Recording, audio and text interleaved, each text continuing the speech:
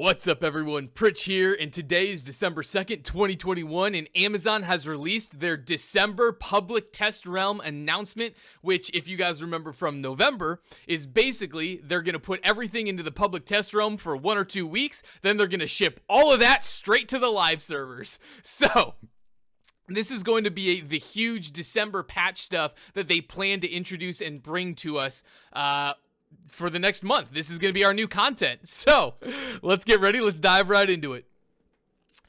Yada, yada, yada. Public test realm. The public test realm is a limited availability server set that will give players an early look at forthcoming features. These preview builds are snapshots of upcoming major updates and are not final versions. Yes, they are. Stop lying. You may encounter bugs, crashes, missing text, or other issues. Between our internal testing efforts and your reports, we hope to catch and resolve as many issues as possible before they reach the live servers. I'm going to just stop right there and just say, I very much question if there are internal tests happening. I'm just throwing that out there. However, not every bug or feedback piece will, can, or will be actioned on before release. Some changes need to be investigated further and may come as a quick follow-up in a subsequent patch or two. Nonetheless, hundreds of changes have already been made, with more to come, and the full release notes will be shared on release day. Why on release day? Why wait, share them like 24 hours before, or like 48 before, man. To help with the feedback process, all newly created characters on these worlds will have the opportunity to instantly level to select level ranges outfitted with appropriate gear and items. Basically the exact same thing that happened last time. PTR servers will officially open tomorrow, December 3rd at 10 a.m. Pacific. Servers are limited at the start. There will be one world available in US East and one world available in Central Europe. Guys, this is literally going to be up tomorrow. I'm recording this at 5 o'clock, at 5:30 Pacific time on December 2nd. Holy cow, that's so soon, man. When the test period is complete and the main New World game is updated with the previewed content, all worlds will shut down and be wiped clean. You will still see the New World PTR application in your Steam library, but there will not be active servers until the next time we announce a test. If you encounter a bug, exploit, or have suggestions to improve a feature or piece of content, we'd love to hear your feedback on our PTR sub forum. You can also utilize our in-game feedback tool. We will do our best to address as much of your feedback as possible before the content update makes its way to our live servers. Your participation will help us deliver awesome content and updates in the future. During this iteration of the PTR, we look forward to hearing your playtest feedback regarding the following changes. Just before we get into this, I'm going to say it now so I don't have to constantly say it. The last time they did a PTR, they didn't change anything. They literally, like, we found bugs. They didn't care. They're still in the game. So I'm curious if this is really a public test server, or who knows, maybe they've learned and maybe this is actually going to be them doing something different for this month. New limited time content. And we have a picture of a giant cool looking Yeti. Look at this guy. He's so cute. Oh my gosh. He's probably like an Abomination 2.0. Winter Convergence Festival. The holiday of the Winter Convergence has arrived in Eternum, marked by the appearance of increased snowfall and northern lights in the sky. Yo, I am so down for northern lights and the snow. Guys, you know what somebody has never said before? New World has bad graphics.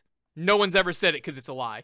New World has some of the best graphics, and I'm so excited to see what they do with the northern lights. Oh my gosh, that is awesome. This is the time of duality and dichotomy as the Yeti, the winter wanderer, comes to the land. While in the settlements, gifts are exchanged to mark the passing of the year.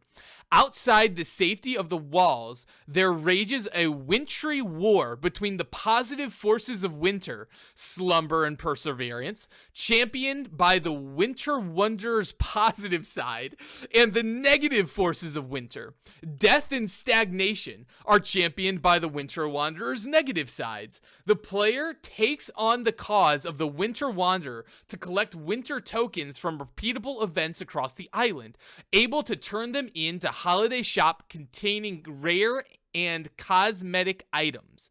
Containing rare and cosmetic items? Or rare cosmetic items? Apparently both.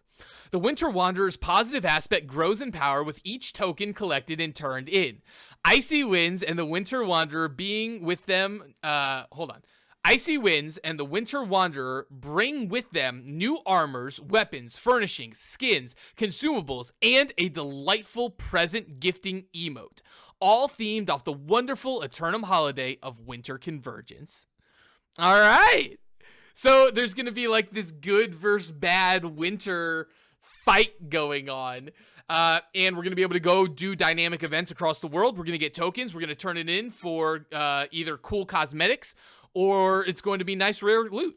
Maybe even watermarks. Who knows? They didn't say watermarks, but I'm just throwing it out there. It'd be nice. Winter Villages. The Winter Wanderer has set up 4 villages to facilitate the joy and cheer of Winter Convergence. Visit these villages in Everfall, Monarch's Bluff, Weaver's Fen, and Brightwood to meet the Winter Wanderer and carry out his holiday quests. So it looks like it's going to be basically the very middle of the map, minus... So, like, Everfall, Weaver's Fen, Brightwood, they're, like, dead center in the middle of the map, and then Monarch's Bluff is, like, way off to the side. I don't know why it's Monarchs and not Windsward, but whatever, that works. Winter Convergence activities. The Convergence Spirit.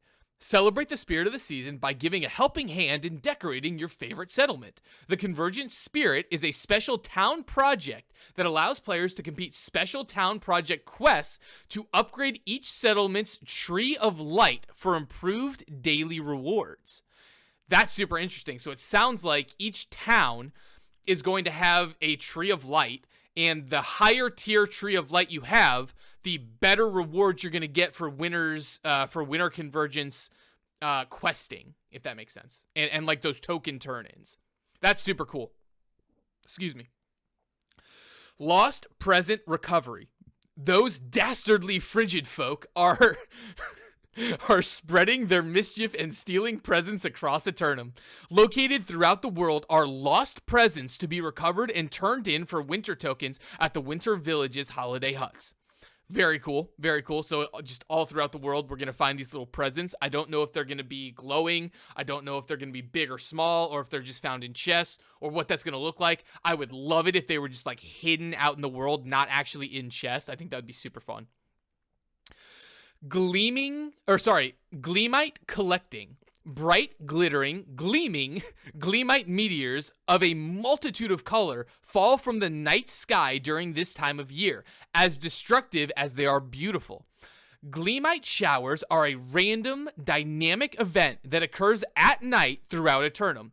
Keep your eyes and ears open as you search for locations where the showers are most prevalent. Exchange the harvested crystals for winter tokens at the Winter Village holiday huts. Happy hunting. So basically, guys, if it's nighttime, keep your ears peeled, look in the sky, and find the meteors, and then go farm the drops. Ice caves. With a cool little graphic here of, look, they even have, like, an ice shield going on in the background here. This is kind of cool. It's kind of cool. I want to be able to harvest this. I'm just throwing that out there, in case anyone's listening. Ice caves are appearing all over Eternum due to the Winter Warrior's desire for a forever winter. They are snowy and icy caves that the Yeti use their power to freeze up and make snowfall. The rest of Eternum will look like these ice caves if the onslaught of the warrior is not stopped. These caves will remain behind after the event as scars on the land, sources of wintry magic that refuse to melt even if the warrior is defeated. TLDR, there's going to be new points of interest, they're going to be icy caves, and they're here to stay in the game forever, even after the winter event is gone. A huge question on my mind, because they're showing it in-game right now. Does this mean we're going to have new farmable wolves that are going to give something different? Maybe. That might be huge. It also might not matter because they nerfed it to the ground. We'll see. I shouldn't say they nerfed it to the ground. They nerfed the bears to the ground, and we still can't get the wolves, so I frankly don't know. New quests. New quests. Sorry, new content, and then this is going to be new quests. In addition to the new quest series offered by the Winter Wanderer for the Convergence Festival, there are also several new side story territory quests offered in Restless Shores and Morningdale. This update also introduces a new quest series associated with housing. After you've completed the main story quest Encroaching Corruption, seek out Architect Giacomo. I'm not pronouncing that last name. Altoviti near your starting settlement to begin the quest series. Further quests with Giacomo Altivi will be unlocked as you level up and progress your territory standing.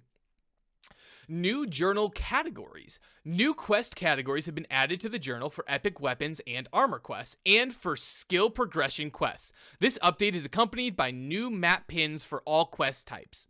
New features. Expertise and gypsum system.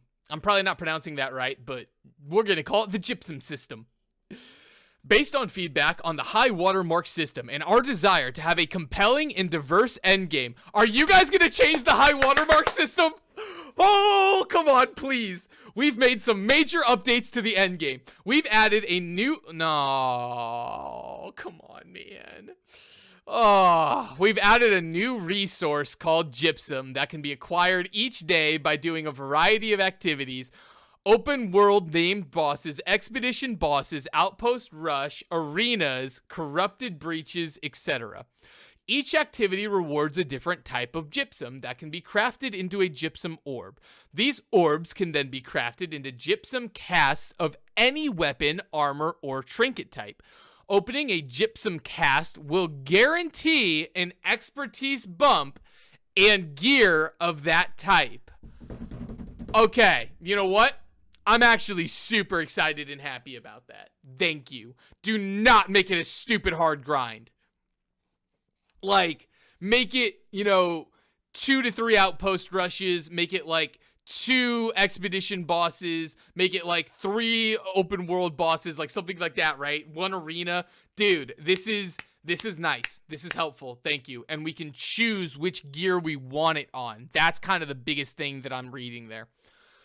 We've also renamed high watermark to expertise and now display the current expertise level of each slot on your avatar in the inventory so players can easily track their progress. We also show a level up banner every time your expertise level increases. Beautiful, beautiful quality of life updates. Thank you. Even here, because here's the beautiful part, guys. Even if they break a bunch of stuff, we know eventually they're going to fix it. And so it's just good that they're moving in the right direction with this stuff. That is very good quality of life. Thank you for putting it in the game. Lastly, we've added 2 new endgame point of interest where players can challenge themselves with difficult content and try to progress their expertise with level 66 enemies and elite chests. Both Malevolence in Eden Grove and the Imperial Palace North Dynasty Shrine have been up-leveled to 66. So, basically, Eden Grove and Ebonscale Reach now have level 66 locations that people can go for watermark farming.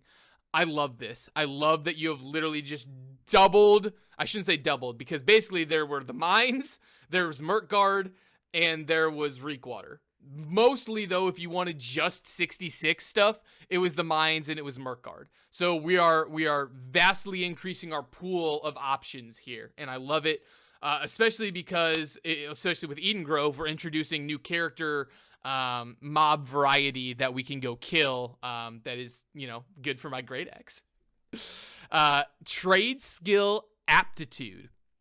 We want to continue rewarding the efforts you make to craft items for yourself, your friends, or to make a buck on the trading post. So we've introduced Trade Skill Aptitude. Upon reaching level 200 in a trade skill, the leveling circle will update to show 3 markers equidistant from each other on the circle. Earning trade skill XP will begin progressing you again. And when you reach one of these markers, you'll be awarded with a container of useful items that are mostly trade skill relevant, such as craft mods, special ingredients, and even schematics and recipes. Each subsequent marker awards a more spectacular container with more rewards than the one before. Gaining enough XP to go all the way around the circle will increment the aptitude counter by 1. This counter will keep counting so you can keep track of how many times you've wrapped your progression around the top level. We have also introduced a new type of reward with this system, equipment patterns. Equipment patterns are crafting artifacts that enable you to craft a guaranteed gear score 600 item that has a specific appearance. Patterns require a significant amount of powerful crafting resources to create, but guarantee a gear score 600 item. Patterns still roll perks, and players have the normal amount of control over their outcome with craft mods and Azoth, which basically means you can guarantee 1. Equipment patterns have a small chance to drop Arcana, Weaponsmithing, Armorsmithing, and Engineering Aptitude reward caches. Wow! Okay, so basically, once you've reached max level trade skill crafting, you're now going to continuously get like an XP circle going around, and every third of the way through, you're going to get resources, potentially valuable resources, for crafting those particular professions and skills. That's really cool. That's giving a nice little boost to the people that are already 200. And it gives you a little bit of that dopamine kick, every time you see that little circle go, it's something. I'm really interested to see exactly what we're going to be getting on the full go-arounds, because that's going to be really cool. And it's going to be something where, you're going to be able to see how many times it's gone around. And so people can show off, hey, I've done 50 circles, stuff like that, right? PvP balance changes. We're nerfing life staff healing again. Now, imagine. Due to an issue in our initial PvP damage formula that caused lower gear to be more beneficial in damage mitigation, we have updated our formula. We look forward to hearing your feedback on this PvP update. I was wondering how long that was going to take. PvP damage formula update. We adjusted the way armor mitigation is calculated to use enemy gear score value instead of your average gear score value. To adjust for the difference in armor mitigation, we increased the damage low-level players do to higher-level players and reduced the damage the higher-level players do to lower-level players. Interesting. I feel like at this stage of the game, there are so many level 60s, and that's typically what you're going to see flagged in the open world, that this probably isn't something that's going to be affecting too many people out there. But just be a quick heads up, you might be taking a little bit more damage from non-60s than you were before. Crit damage application. Critical damage bonuses from masteries or perks are now applied additively instead of multiplicatively. On average, this will reduce the extra damage they provide by a small percent. No! Oh, that sucks. Oh, bummer. For those that didn't know, basically, crit damage multipliers were all multiplicative. And it meant that when you crit, you could get stupid high numbers. I think, frankly, this is probably a big nerf to the bow. And I hate saying that because the bow needs a little bit of love. But the weapon in the game that currently has the most amount of crit damage increase, I'm pretty sure is the bow. Second place might be Great Axe. But I'm pretty sure the bow is definitely first. And I'm not going to lie to you guys, this is kind of a big change. Like, this will hit numbers relatively hard. So just be on the lookout for that. That kind of sucks. I'm really happy about this. You know, I don't know if the crit damage is going to be healthy for the game or not. I don't feel like people were looking at, you know, the bow and were like, wow, you know what I wish did less damage? Like, I'm pretty sure it was more like, wow, I hit 1 in 200 headshots. Let me have my nice damage. Buffer windows. A general consistency pass. Hold on, what? A general consistency pass has been done across all weapons to adjust the buffering windows for dodges, abilities, and basic attacks. The updated buffer windows starts when the first frame of the attack that would deal damage, or on the first casting frame in the case of abilities that do not deal damage. So, super interesting. I'm not 100% sure what this is going to mean for us. I am hopeful that this means there are a lot of abilities in the game that if you get staggered or interrupted, the ability doesn't actually go off, but it'll go on cooldown. I'm hoping that that's what this is addressing, so that you don't have that case.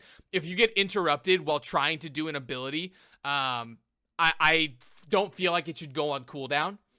So I think that's what they're doing. This also might be a look at, hey, there are some weapon abilities or dodge rolling things into weapon abilities or XYZ things that are causing people to buffer and not do the right input correctly fast enough. And so it might be looking at that as well. I'm not 100%, but we'll keep our eyes peeled on this and what exactly this buffer window means. If you guys know in the comments, by the way, go ahead, let me know. PTR facts, how do we access? We already went over this stuff, but I can go over it again for those that weren't a part of it for the first time.